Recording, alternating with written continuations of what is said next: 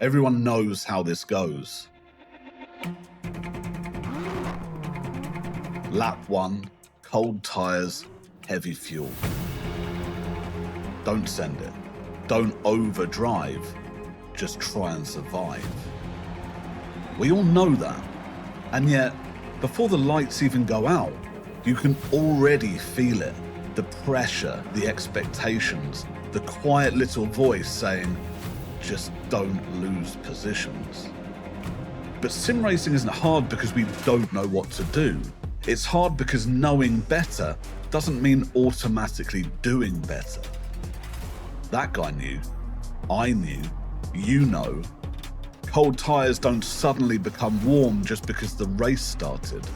And yet, there it is. Overcommitment, one extra push, instant consequences. This isn't about bad drivers. It's about what happens between your ears when the race clock starts ticking. Because the hardest part of sim racing isn't driving the car, it's managing yourself.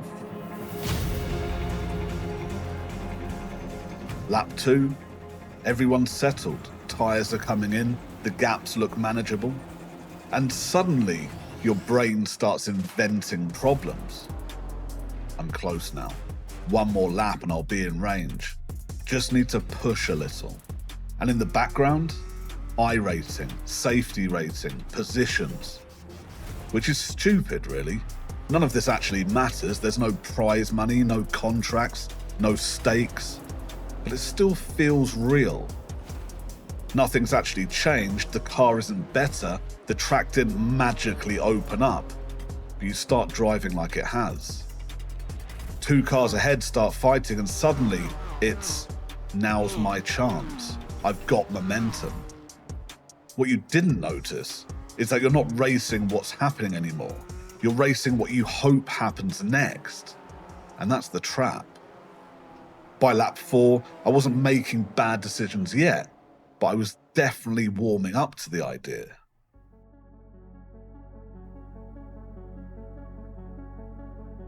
This is the part no one really talks about.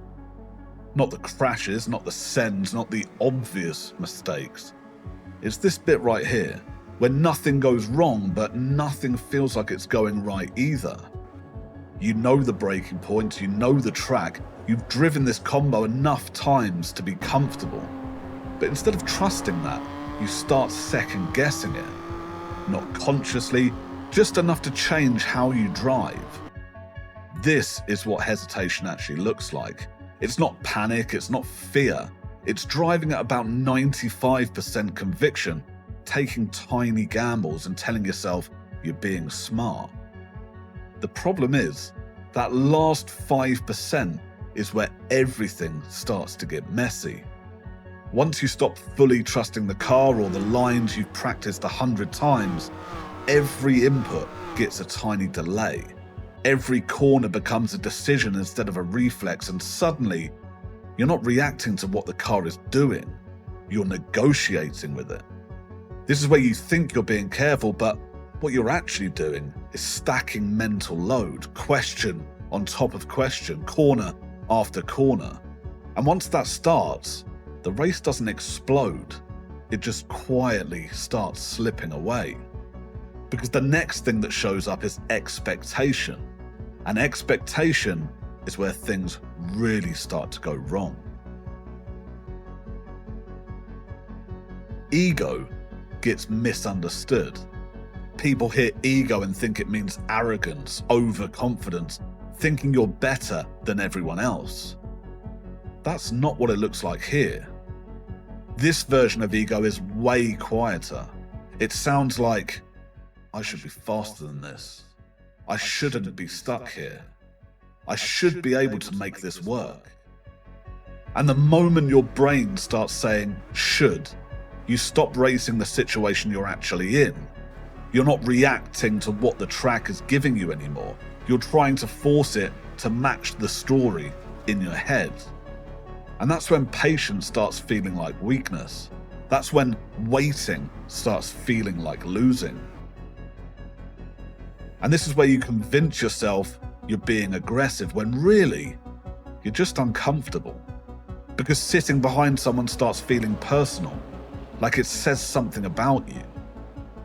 The annoying part is, most of the time, nothing is actually wrong.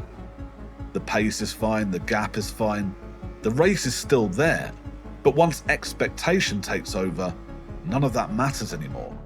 And that's when you start taking risks that didn't even make sense 5 laps ago. Because when you mix expectation with hesitation, you don't get clean aggression. You get something way worse.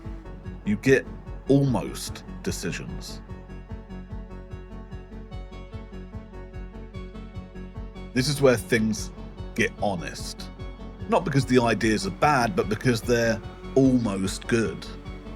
Almost enough room, almost cleared the car, almost on the brakes early enough, almost committed, and almost feels close enough, right up until it isn't.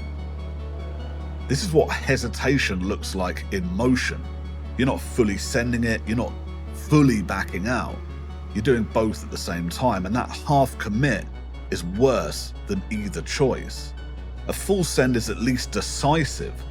Backing out gives you time to reset, but almost gives you neither. Most incidents don't come from stupidity. They come from uncertainty, from trying to keep every option open and ending up with none. And once you've had one of these moments, even a very small one, it changes how you drive the next lap.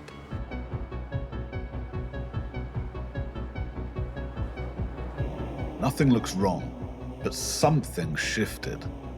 You don't start each lap clean, you carry the last nudge, the last almost.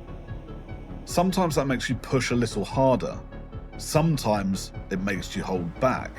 You brake a touch earlier or stay in it a fraction longer, not because the car needs it, but because your mood does. And that's emotional momentum. Once that kicks in, restraint starts feeling optional. There's a really convincing lie that shows up around here. Just one more push, one more attempt, one more lap and I've got this. Because backing off feels like quitting, and restraint feels like giving up ground, even when it's exactly what the situation calls for. But I'm chasing a version of the race that only exists in my head. The lap that should have happened, the move that almost worked. And the harder you chase that feeling, the further away it gets, because effort isn't the problem. Timing is. The funny part is, the moment you stop forcing it is usually the moment things calm down. Tenths even start disappearing from your lap times. But in your head, that feels impossible. Because your brain is still arguing with the last lap, the last race, and the last guy that punted you off 15 races ago. And when forcing stops working, something else starts creeping in. More distrust. Alright, real talk for a second. We've just spent a whole video ironically overanalyzing what is, at the end of the day, me driving a pretend car around a pretend track. Sure, I want to be faster. I absolutely care about my iRacing way more than I should. And yeah, it's annoying when you're not where you think you should be. But let's be honest, none of us got into this because we love spreadsheets and rating numbers. We got into it because driving cars is fun, because nailing a corner feels good, because battling someone clean for 3 laps is cool, even if you do finish P12. So yeah, you'll lose iRacing sometimes. You won't always be as quick as you want. You'll have races that are just fine, and some that are worse. But that's not failure. The second you stop treating every race like it's a verdict on your talent, it gets a lot easier to just enjoy it. Way less drama, more driving.